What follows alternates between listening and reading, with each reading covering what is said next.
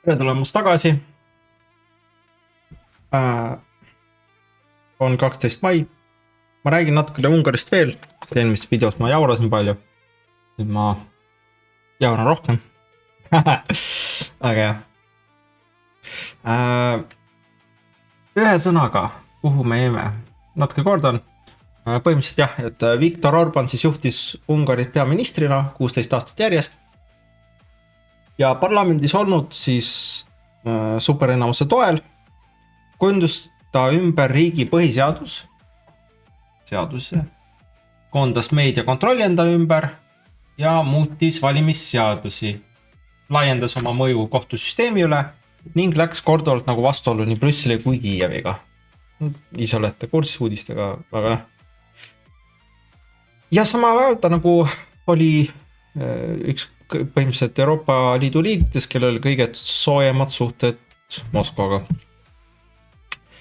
Ja siis toimusid valimised ja järsku kõik see sai läbi ja nii-öelda võimule tuli superenamusega jällegi PiSA partei ehk siis Austuse ja Vabaduse partei. Üldjuhul ei ole nagu selline 10 miljoni enanikuga riigi valimiste tulemused maailmas nagu väga tähtsad uudised. Aga antud juhul mängib rolli ka kus kohas see riik asub geograafiliselt ja ka poliitiliselt, näiteks see, et ta on Euroopa Liidus.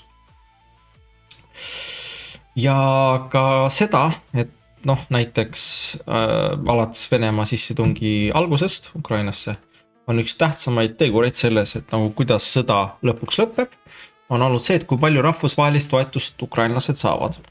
Eriti pärast 24. aastat, kui toimus USA's valimised ja siis järk-järgult on suurem osa või siis enamus Ukraina toetust langeb nagu Euroopa õlule järk-järgult.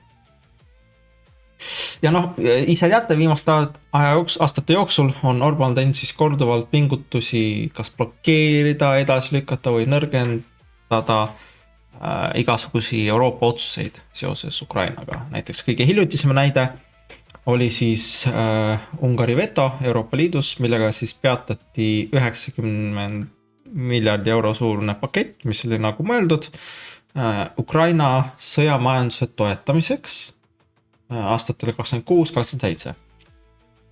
Noh, sellest tulenevalt on siis nagu mõned inimesed nimetanud Orbanit Moskva meheks Euroopas. Nii, aga enne kui me räägime edasi valimistest, räägime natuke taustast, natuke ajaloost, et noh, Ungari ajaloo mõistmiseks tasub nagu meeles pidada mõnda põhiasja. Et Ungari rahvus kujunes välja umbes juba 9-10. sajandil, kui ungarlased nagu valutasid Karpaatide madaliku basseini. Ühesõnaga Karpiatide piirkonna. Nende päritolu ja keel tegi neid nagu oma piirkonnas erandlikuks, sest erinevalt enamikust naabritest ei kuulu nagu ungari keel Indo-Euroopa keelkonda, vaid Uurali keelkonda. Et kõik põhimõtteliselt Ungari naabrid räägivad kas slaavi keelt, või siis Austria räägib saksa keelt või siis Rumeenia räägib rumeenia keelt. Ma ei tea, minu arust neil on enda keel jah, peaks olema. Ja noh, Ungari kohanes kiiresti selle Euroopa poliitilise ruumiga. Vabandust, Ungari on siis soome-ugri,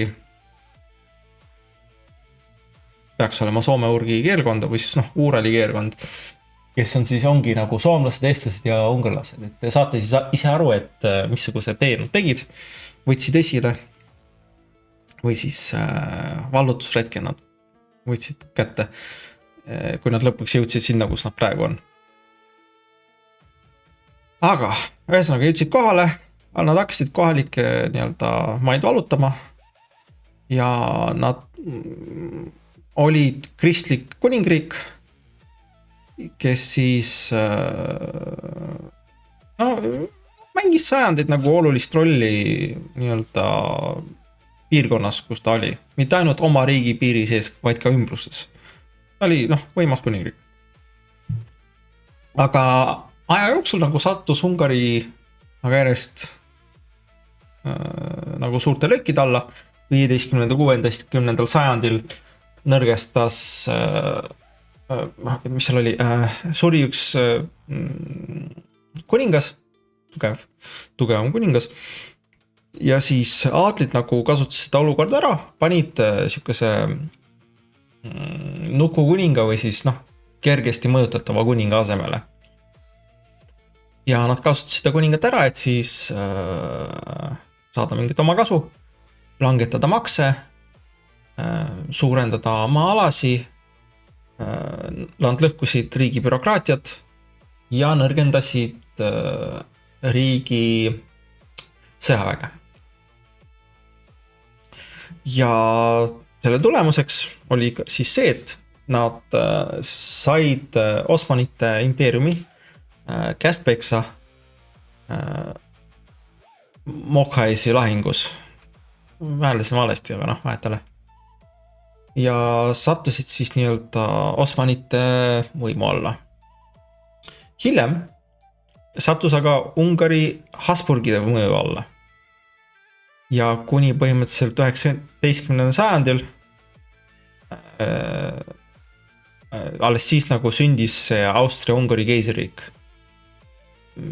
millel siis Ungari sai lõpuks endale suur autonoomia, sest enne oli ta mitusada aastat ikkagi mõõra võimu all. Ja esimese maailmasõja järel siis tabas Ungarit tõeline murrang. Trianoni lepinguga kaotas riik suurem osa oma territooriumist ja elanikkonnast, jättes nagu paljud ungarlased naaberriikidesse vähemuseks. Ja see nagu tekitas sükese ajaloolise kibestumise. Et kogu aeg olid nagu olid suur riik, siis killustati ära, läks laiali. Teises maailmasõjas sai Ungari nagu osa neist aladest lühikeseks ajaks tagasi, kuid siis jälle kaotas nad. Ja siis ta sattus Nõukogude okupatsiooni alla, kus ta jäi siis sinna idabloki alla.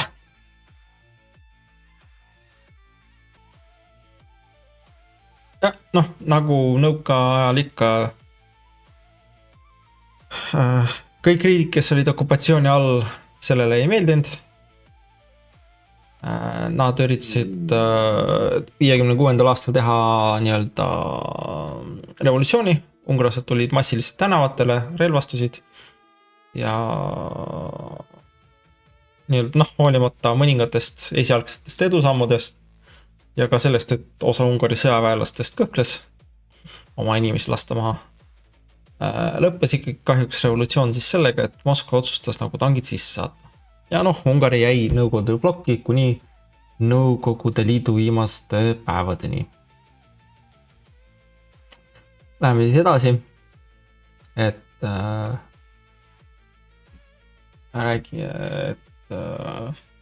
Nõukogude Liit laguneb ja niipea kui tekkis võimalus, läks siis Budapest samad teed nagu palju teised endised Varssavi pakti riigid, kellel oli kogemus siis selle Nõukogude okupatsiooniga, et esimesel võimalusel lahkuti Varssavi paktist ja prooviti liituda NATO-ga. Ungari ühines NATO-ga 1999. aastal koos Poola ja Tšehhiga. Ja sel ajal nii-öelda selle liitumistseremoonial, Ungari liitumistseremoonial esindas Ungarit toonane peaminister Viktor Orban. See oli tema esimene peaministri aeg, mis siis kestis 1998 kuni 2002. Ja siin on nagu näha päris sükest huvitavat kontrasti, et see on see sama mees, kes viimastel aastatel siin oli vastu NATO laienemisele Rootsi-Soome ja nii-öelda Ukraina suunas oli kunagi ise see inimene, kes viis oma riigi nii-öelda NATOsse. Ja kui siis need ajaloolised nagu jooned kokku võtta, siis tänapäeva Ungari on territoriaalselt palju väiksem kui oma ajaloolisel kõrghetkel. Ungari keelt kõnenevad kogukonnad elavad mitmes naaberriigis, sealhulgas ka Ukrainas. Ja Ungaris on endiselt väga nii-öelda elav mälu Moskva mõjust ja okupatsioonist. Ja see aitab nagu mõista, kuidas me jõudsime nagu tänapäeva Ungarini. See on siis Euroopa Liidu ja NATO liige, umbes 9,5 miljoni elanikuga riik, kellel siis 25. aastal oli nominaalne SKT umbes 0,25 triljonit USA dollarit. Ehk siis umbes ühe inimese kohta on see nominaalselt 26 000 dollarit või 48 000 dollarit ostujõu pariteedi järgi. Selle järgi oli nagu Ungari rikkam kui näiteks Rumeenia, aga vaesem kui Poola. Rääkimata siis Euroopa suurtest majandusriikidest nagu Saksamaa. Ma siin natukene räägin erinevatest numbritest ja siis on lihtsalt võrdlused, et saaksite aru, kus kohas Ungari nagu on ja kuhu ta satub.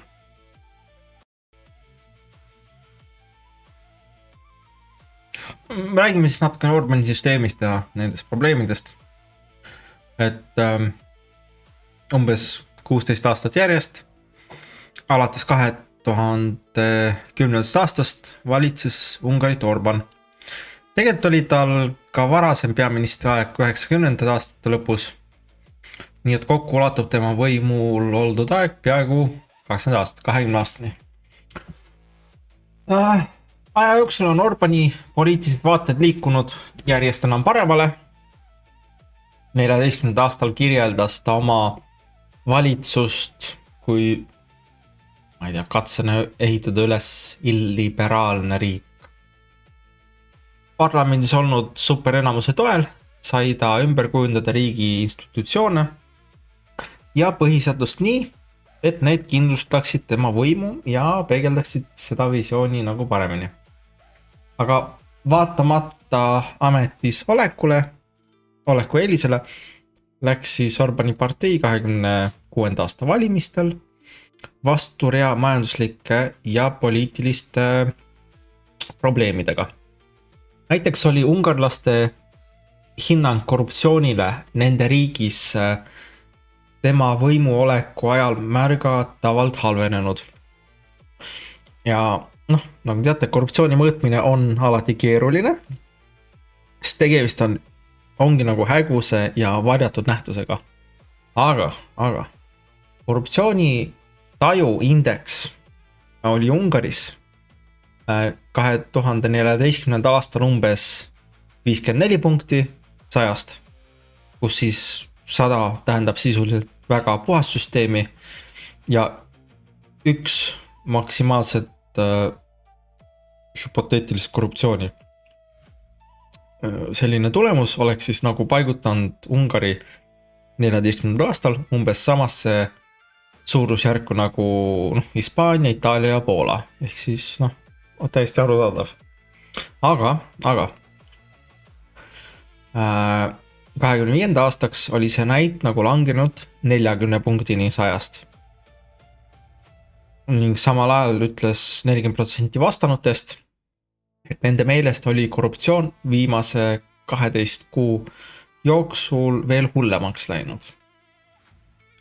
40 punktini nagu tulemus paigutas Ungari näiliselt korruptiivsemaks kui näiteks Lõuna-Aafrika ning umbes samasse kategooriasse nagu Tansaania, Kuuba ja Burkina Faso.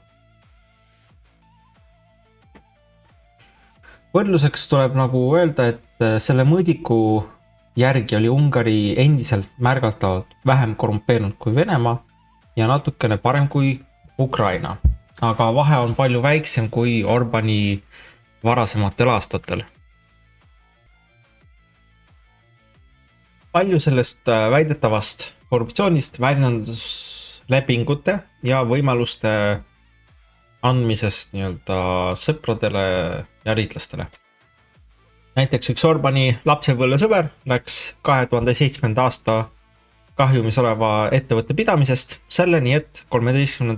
aastaks oli ta Ungari 88. kohal nii-öelda kõige rikkuse edetabelis Ungaris ja 24. aastal väidetavalt juba riigi rikkaim. 24. aastal hindas Forbes Mesozaroosi pole Ungari nimed, Mesozaroosi vara väärtuseks umbes 1,7 miljardit USA dollarit. 25. aastal juba 3,6 miljardit. Ja kõige värskem hinnang oli üle 5 miljardi. Et mitte jätta ruumi valeks tõlgenduseks,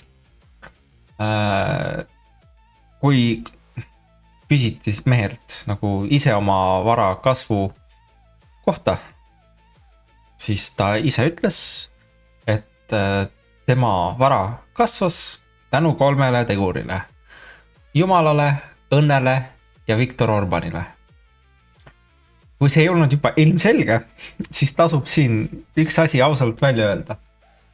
Selle analüüsi autor ütleb ise üsna otse välja, et ta ei ole Orbani fänn. Ja seda suures osas just sellise korruptsiooni tõttu. Korruptsioon ei ole nagu postsovjetlikes ega endistes idabloki riikides midagi uut muidugi. See on nagu üks nende ühiskondade kroonilisi probleeme ja selle vastu on pidevalt võideldud. Aga Ungari puhul oli erinevus selles, et paljude inimeste silmis läks trend vales suunas ja selle korruptsiooni õigustamine oli kohati täiesti avalik. Näiteks ühe Fideszi, ma ei tea, kuidas nende parteid nimetada, Fidesz mõttekoja toonane siis president nagu ütles väidetavalt, kui midagi tehakse rahvuslikes huvides, siis see ei ole korruptsioon. Vot nii. Riigi või ettevõtte jaoks on korruptsioon söövitav ja hävitav. See hävitab osa nagu rikkusest ja tõhususest. Et suunata see, mis alles jääb, ära nende juurest, kes seda päriselt vääriksid või vajaksid. Nende juurde, kes on seotud süsteemiga ja oskavad sellest kasu lõigata. Ja päris kõnekas on see, et küsitlustes nende inimeste seas, kes lõpuks opositsiooni poolt hääletsid, oli korruptsioon peaaegu alati kõige tähtsamate teemade hulgas. Sageli isegi olulisem kui hirm demokraatliku nii-öelda demokraatliku korra languse või sõjaohu ees.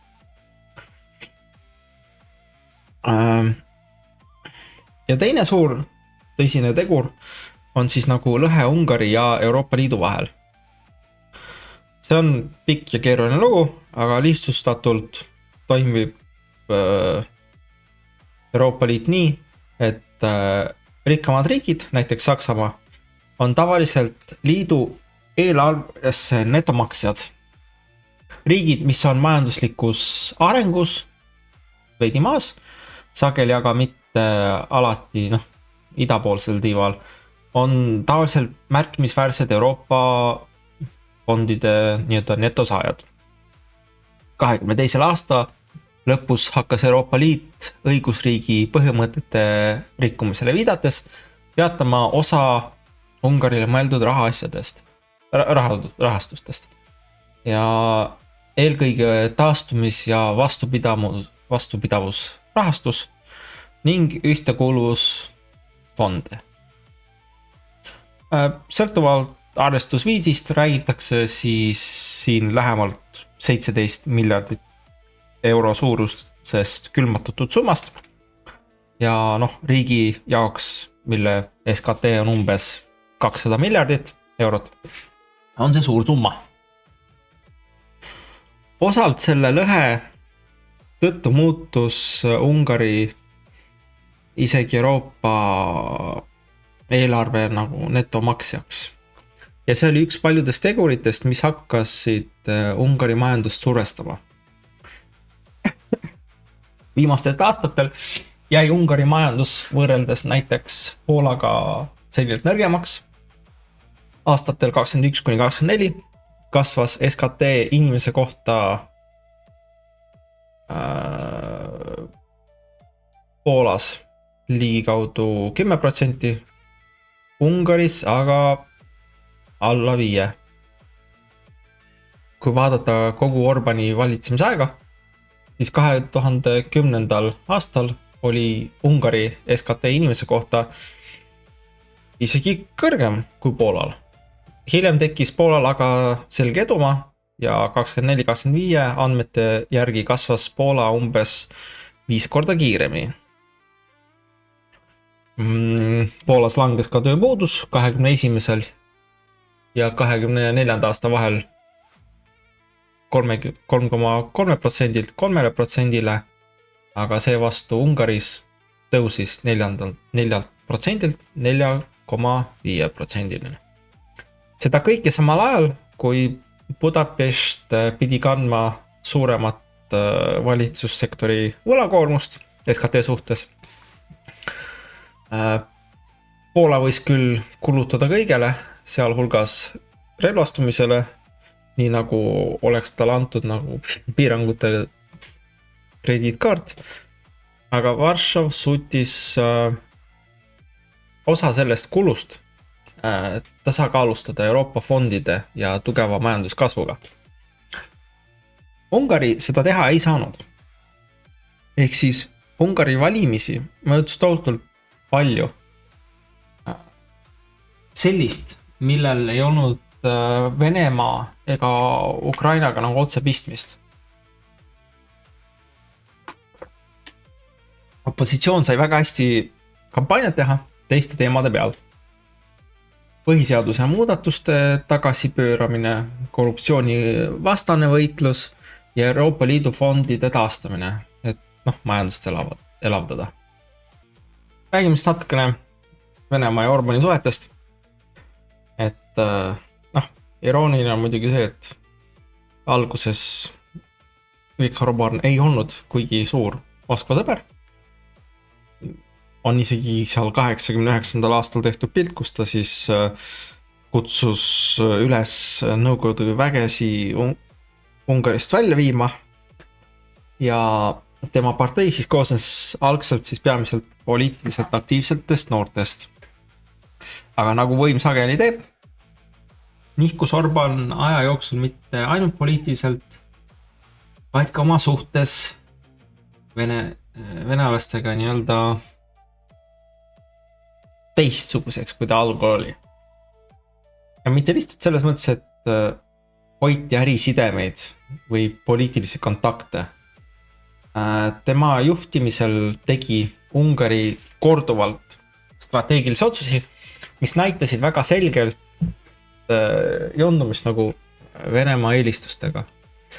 Näiteks jäid Ungari energiaimpordid tugevalt keskendunuks Vene tarnetele, ka siis, kui suur osa ülejäänud Euroopast üritas pärast Venemaa sissetungi Ukrainasse sellest sõltuvusest välja tulla.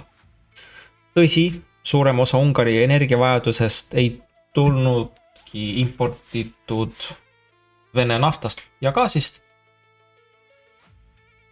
sest Ungaril on nii-öelda tugev tuumaenergia tootmine ning kasvav päikseenergia osakaal.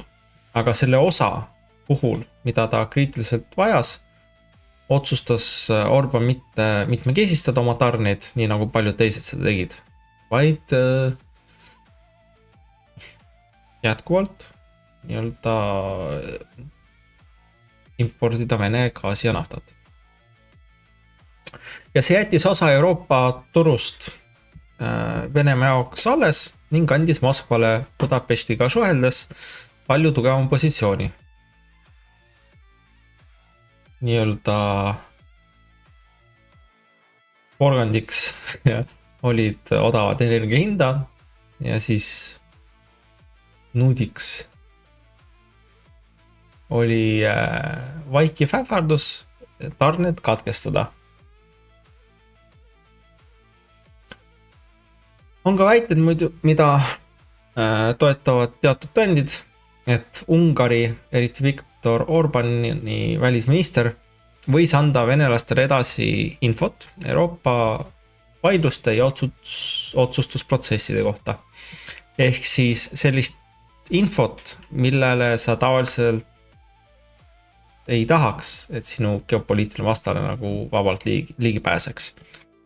Aga võib-olla kõige strateegilisem näide Moskva ja Budapesti suhtes oli see, kuidas Ungari kasutas Euroopas korduvalt oma vetoõigust.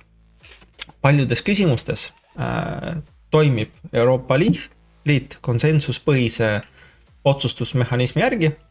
See tähendab, et isegi kui sellise riigil nagu Ungari ei ole liidus väga suurt majanduslikku või sõjalist kaalu, ei pruugi ta olla suuteline midagi ise läbi suruma, küll aga saab ta väga edukalt protsessi nagu peatada.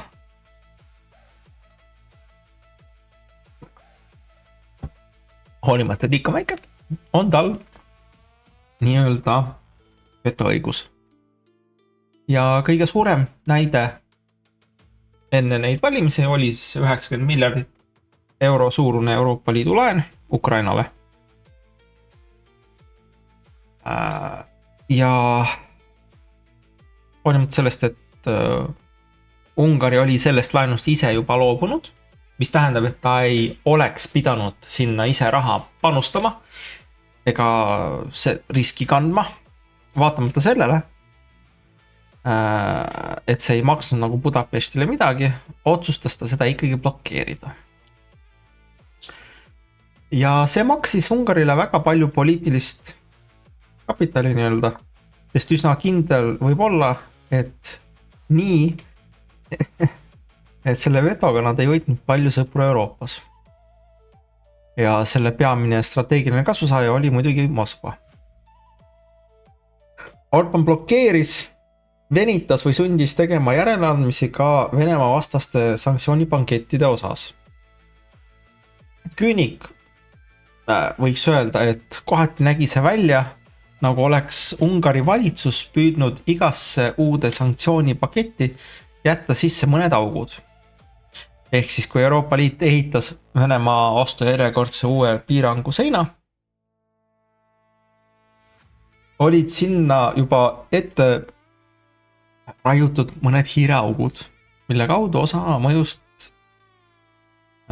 mille kaudu sai nii-öelda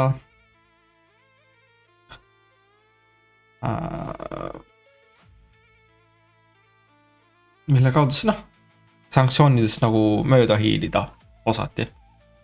Ungari ei peatanud Euroopa nagu sanktsioone järjestikust lisandumisest, aga võiks väita, et ta aitas nagu tagada selle, et need tulid välja hiljem ja oluliselt nõrgemad, kui nad oleksid muidu olnud.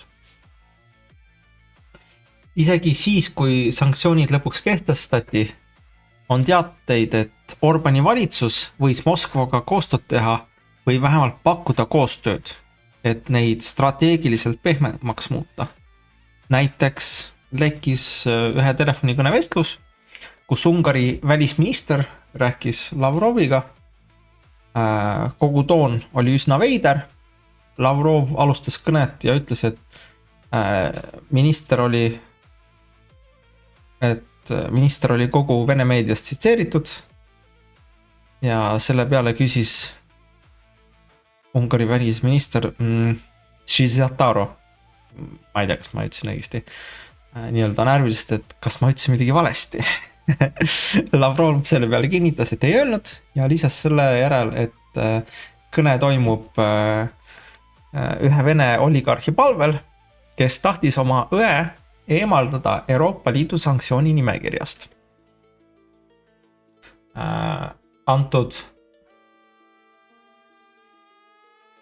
Antud oligarh oli Usmanov, kes siis teenis oma varanduse mäetööstuses, telekommunikatsioonis ja meedias ning teda on kirjeldatud kui inimest, kellel on eriti lähedased sidemed Venemaa presidendiga. Ja Lavrov olevat öelnud umbes nii, ma helistan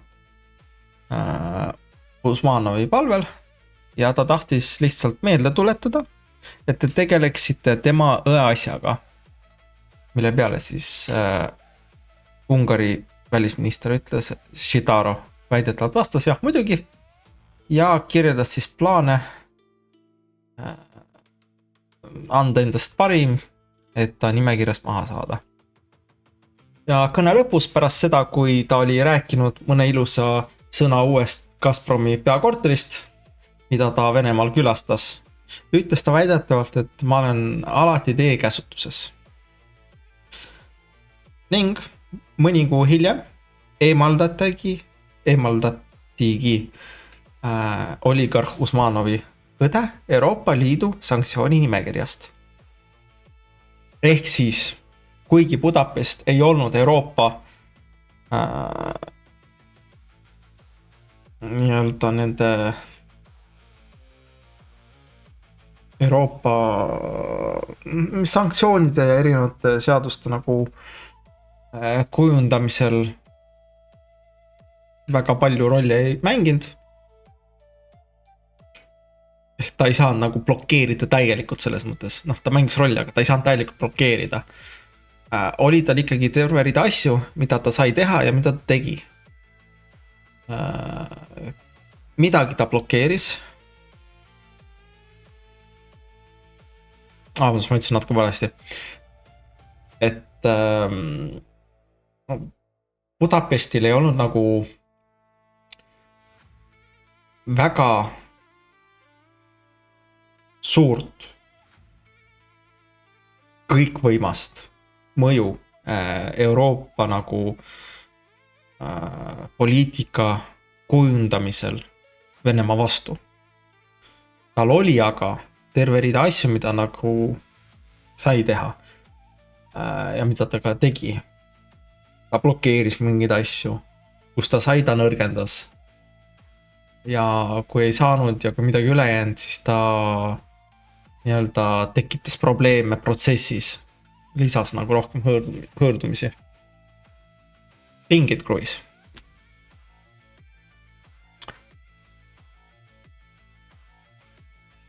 No jah, ja selle korruptsiooni osas on siis nagu küsimus, et kas see üldse kõik on nagu Ungari huvides. Et varem meile räägiti, et kui see on nagu riigi huvides, siis jälle korruptsioon. Aga selles suhtes nagu tasub paar asja esile tõsta. Esiteks ei näi see vähemalt riiklikul tasandil olevat olnud päris nagu klassikaline sina kratsid minu selga, mina kratsin sinu selga suhe.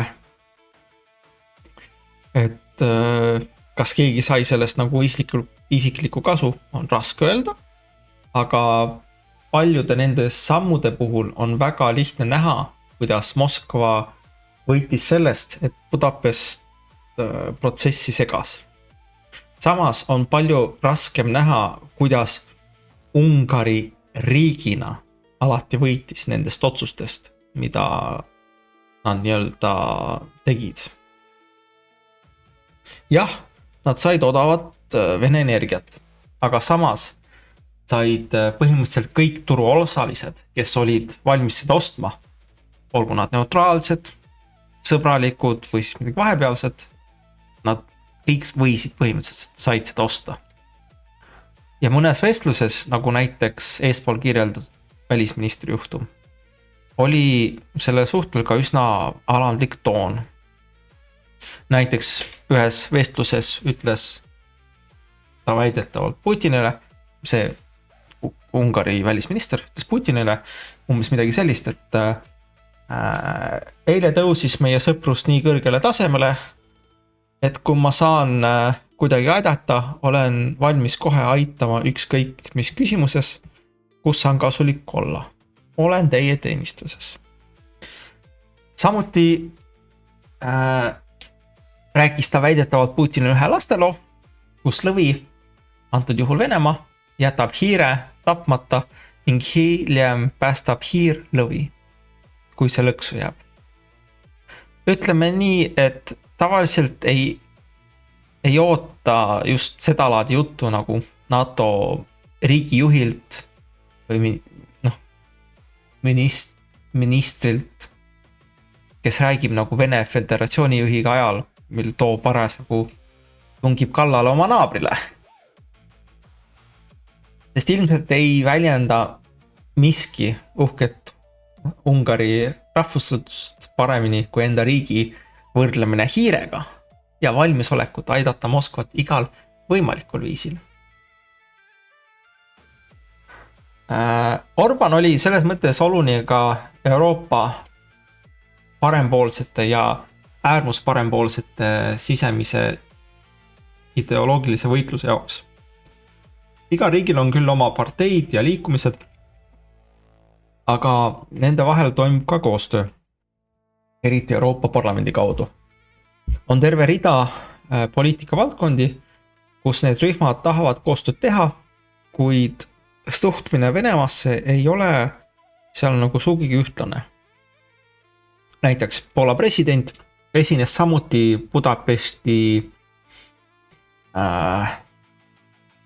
Sipakil peaks olema vist nimetus, aga kasutas seda võimalust, et hoiatada kohalolijad Vene ohust.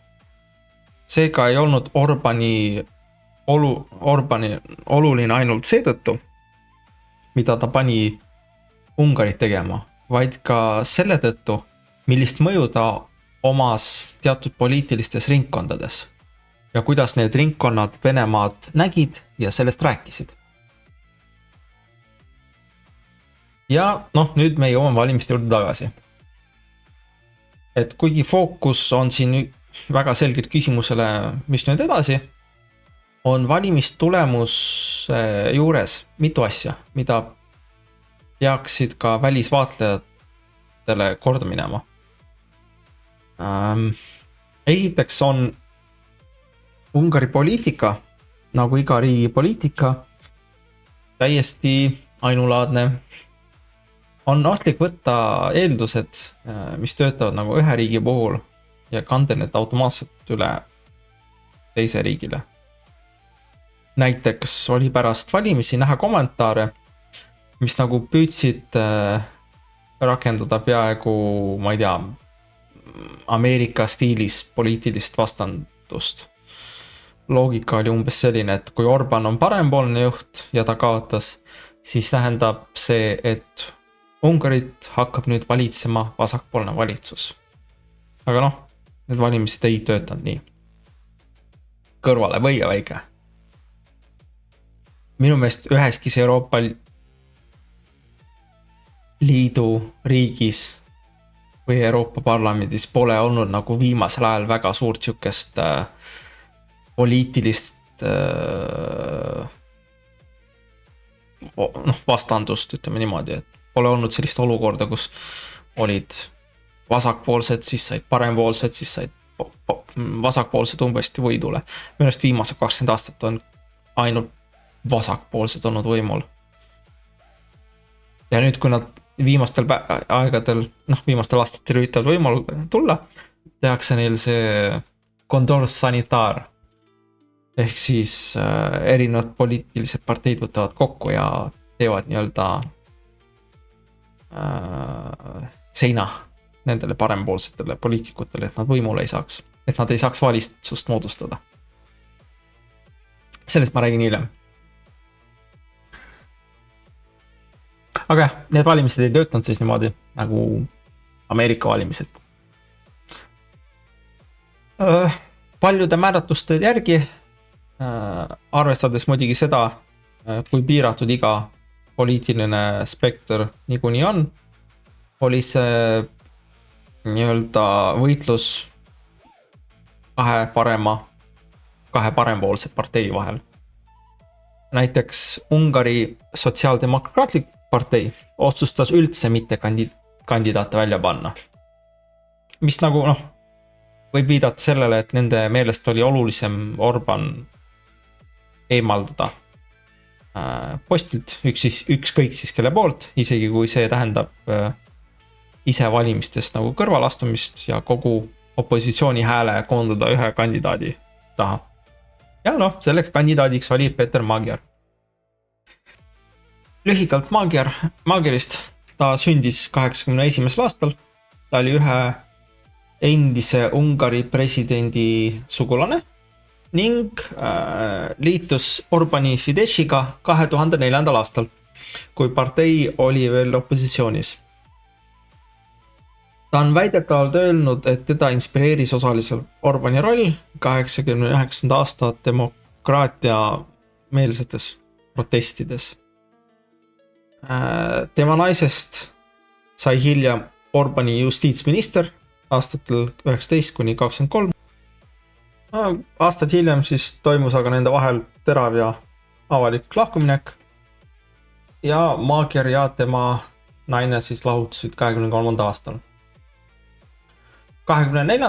aastal oli siis üks skandaal, mis tulemusel siis Magyar läks nagu avalikult valitsuse ja partei nagu vastu.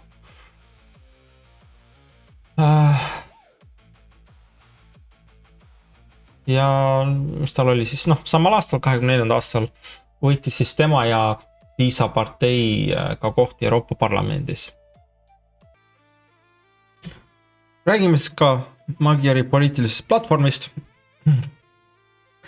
Ungari valimiste ajal nad nagu erinesid Orbani parteist, reaalselt nagu ainult mõnes küsimuses. Ja enamus teemadest nad jäid nagu osaliselt samale joonele. Nad olid vähem euroskeptilised, lubasid vabastada külmutatust Euroopa fondid ja samal ajal ründasid nad valitsust korruptsiooni pärast ning lubasid taodelda Euroopa prokuratuuriga liitumist, luua riikliku varade tagasinõudmise ameti ning teha varakontroll kõigile saadikutele, ministritele ja peaministrile tagasiulatuvalt 2 aastakümne ulatuses. Samuti lubati terve rida õigusreforme, mis pidid osa Orbani süsteemist tagasi pöörama. Teistes küsimustes ei olnud lõhe nii suur. Näiteks immigratsiooni osas kritiseeris Magyar hoopis Orbani valitsust selle eest, et see oli toonud riiki liiga palju Euroopa Liitu mittekuuluvaid võõrtöölisi.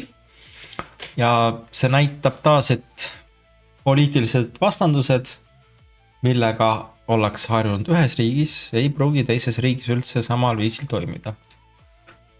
Ja kampaaniast ise, et kampaaniat võiks viisakalt kirjeldada kui üsna ägedat. Orban süüdistas näiteks Ukrainat Ungari energiataristu sabotaaži kavandamises ning andis avalikult käsu paigutada Ungari väed energiarajatisi kaitsma. Palju kajastati ka Serbias leitud lõhkeaineid gaasijuhtme lähedal, mis toimetas Vene gaasi Ungarisse ja sealt edasi. Orban nimetas seda ohuks kriitilise gaasi taristule ning andis mõista, et Kiiev võis sellega seotud olla. Serblased ise aga lükkasid selle teooria tagasi ja ütlesid, et ukrainlased ei olnud plaaniga seotud. See annab üsna hea pildi sellest, milliseid süüdistusi kampaania nagu ajal õhku visati. Osa opositsioonist kaebas, et neid sihiti riigiaparaadi poolt ja et meediakeskkond oli valdavalt Orbani liitlaste kontrolli all. Kampaanias leidus ka igasugust veidrat valeinfot, näiteks süüdistati Magyarit minevikus oma koera mikrolaine ahju panemises. Väidetavalt pärines see süüdistus raamatust, mille olevat kirjutanud tema eksnaine. Probleem oli selles, et sellist raamatut ei eksisteerinud ja naine ise kinnitas avalikult, et ta ei olnud midagi sellist kirjutanud. Aga inimestele meeldivad koerad ja aasta on 26, nii et lugu korrati hiljem ka mõned nišipoliitikud ja tegelased, sealhulgas Poola opositsiooniline õigus ja õigluse partei juht, kuni partei pressiesindaja mõni tund hiljem sellest taganes. Ehk siis igasugused tegelased. Teisel pool pidi Orbani valitsus ise tegelema kahtlaselt hästi ajastatud leketega ja skandaalidega. Eriti nende telefonikõnede ja sõnumitega, kus osa Ungari juhtkonnast osutus Moskva kolleegidele ka väga abivalmivaks. Need lekked võisid olla kahjulikud just sellepärast, et isegi Fideszi toetajate või Ukraina rahastamise vastaste seas oli Venemaa ja Vene valitsuse maine andmete järgi sageli nagu negatiivne. 2005. aasta Pew uuringu järgi oli nagu Venemaasse negatiivselt suhtuvaid ungarlasi rohkem kui 2 korda enam kui neid, kellel oli Venemaast positiivne arvamus. Samal ajal oli toetus Ungari liikmelisusele Euroopa Liidus väga positiivne. See tähendab, et lood sellest, kuidas Ungari võis sööta Euroopa kohtumiste infot Vene välisministrile või pakkuda Moskvale abi eri küsimustes, ei olnud just nagu eriline häältemagnet. Ise võite arvata, et inimestele see väga ei meeldinud. Aga võib isegi väita, et need lekked ei olnud nagu kampaania kõige hullemad asjad, mis rahvusvahelist tähelepanu said. Rahvusvahelist tähelepanu sai ka muidugi need kõrgetasemelised visiidid, tegevused ja erinevad toetused, mida siis ameeriklased osutasid nagu Viktor Orbanile. Alates sellest, kus president Trump helistas ja andis seal toetuse Orbanile, kuni siis sellest, et see USA asepresident J.D. Vance, kes lendas Lähis-Idast Ungarisse, et ka oma toetust rõhutada. Ja siis väidetavalt seal ilma suurema irooniata ütles, et üks kõige halvim välise valimissekkumise näide on Euroopa Liit, kus nad sekkuvad siis Ungari valimistesse seoses need igasugused lekkinud teabega ja mõjutustega. Ja Orbani kohta ta lisas, et loomulikult tahab ta peaministrit selles nii-öelda valimisperioodis aidata nii palju kui võimalik ja noh, irooniat siin keegi muidugi ei näe. Ühesõnaga, mõnes mõttes nägi see välja nagu mingi tavaline Ameerika sisepoliitiline kampaania. Kõrged tegelased saadetakse kohale oma kandidaati toetama. Aga see, mis võib olla nagu normaalne USA sisepoliitikas, on nii-öelda teistes riikides natukene haruldasem, natukene teistsugusem. Ja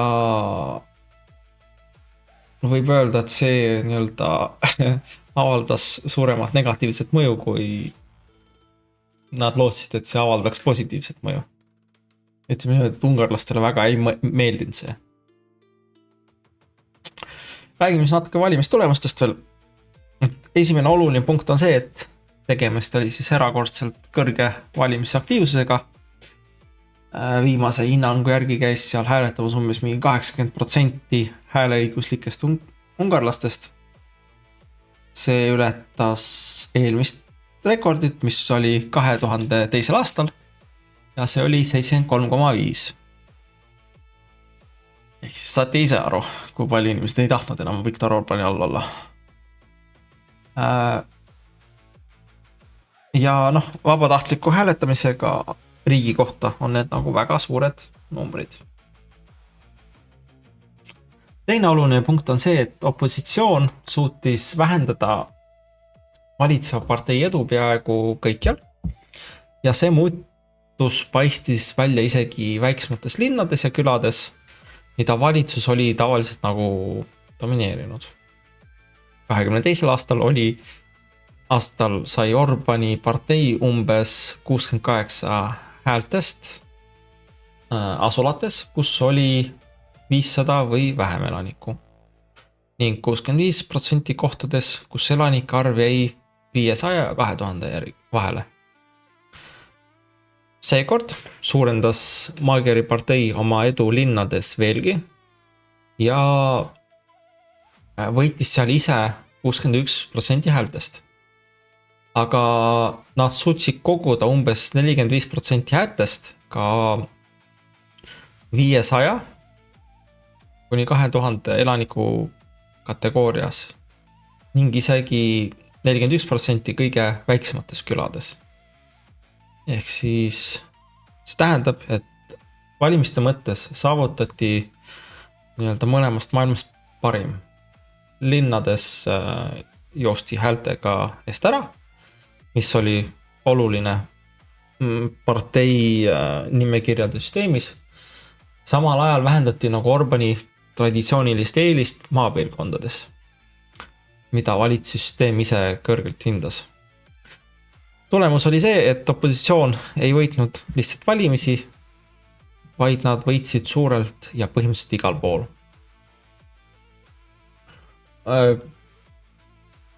Täpsustan, sest kõik ei ole võib-olla kursis, aga Ungari parlament nagu valitakse 2 eraldi süsteemi kaudu. Ühemandaadilised ringkonnad ning partei nimekiri. Lisaks hulk nüansse ja mehhanisme nii-öelda ülejääk häälte liikumiseks ringkondadest nimekirjasüsteemi. Et 106 ühemandaadilisest ringkonnast võitis Magyar Tisza kokku 96. Orbani Fidesz võitis 10. Parteide nimekirjade poolel sai Tisza 45 kohta 93-st. See tähendab, et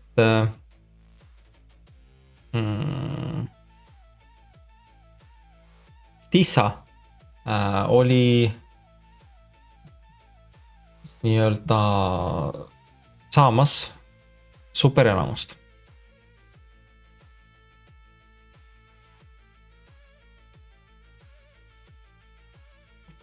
Ehk siis 141 kohta 199 liikmelises parlamendis.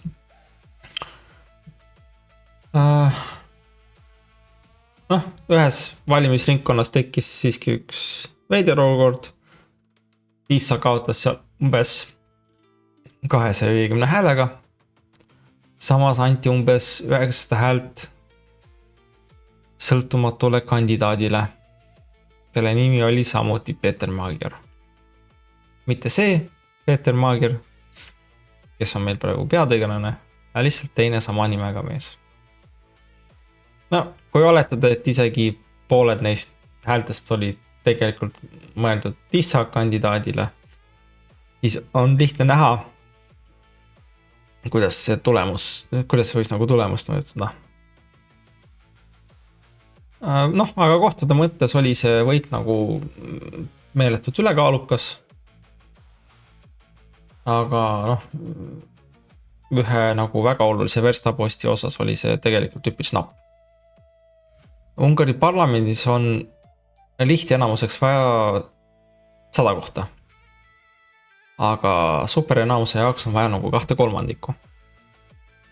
See on oluline, sest Ungaris võimaldab 2/3 enamus, superenamus, parlamendis nagu põhiseadust muuta.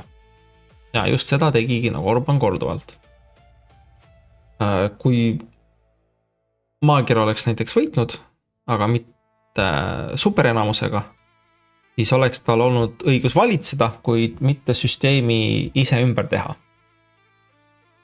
Kuna ka 2/3 enamus siiski saavutati, on nüüd uks avatud potentsiaalselt nagu väga suurtele poliitiliste muudatustele.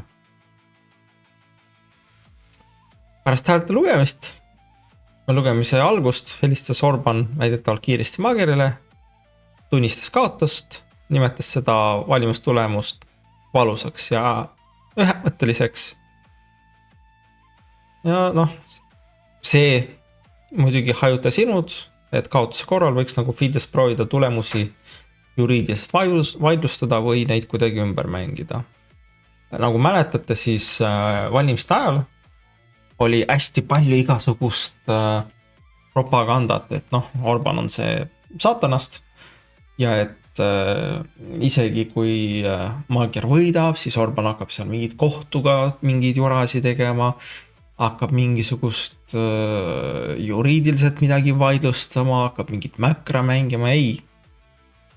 Lihtsalt poole pealt tüüp juba sai aru, ta kaotab, okei, helistas ja hakkas asju kokku panema. Ta mingi just ühe päevaga pani oma asjad kokku ja läks minema või isegi õhtul juba läks ära. Aga jah, selle asemel näib, et see võimuvahetus toimus nagu rahumeelselt.